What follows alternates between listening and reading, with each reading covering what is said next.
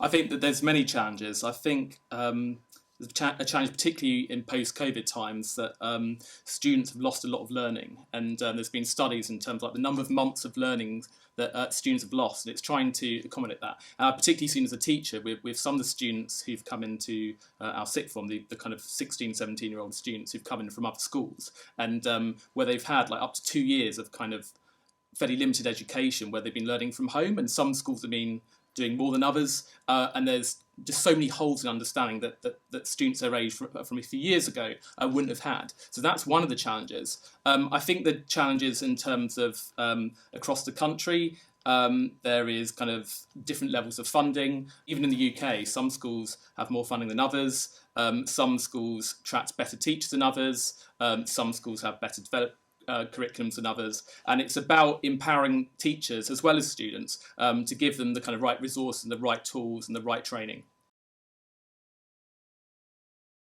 I think if there's one thing, the priority I would say for governments is it's making sure that all schools across the world, the students have access to technology, because that access enables them, even if they might have other limited resources and sort of limited teachers wanting to work in, say, rural areas, they have access to such a wealth of good educational content and technology.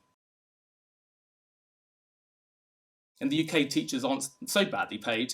In other countries, even in the States, I think the teachers are quite poorly paid. And I think that pay is often a reflection of the perception of teachers and their worth. And I feel that teaching is such a demanding job, and the skills it involves and the kind of responsibility that we have, that I think teachers should be valued. I love teaching. I've been in for 10 years. And I don't feel like just because I have a PhD or whatever, that somehow my skills are being wasted. I feel like my skills are being put in excellent use. And that's because I personally value teaching as a profession, and I think it's a really important profession.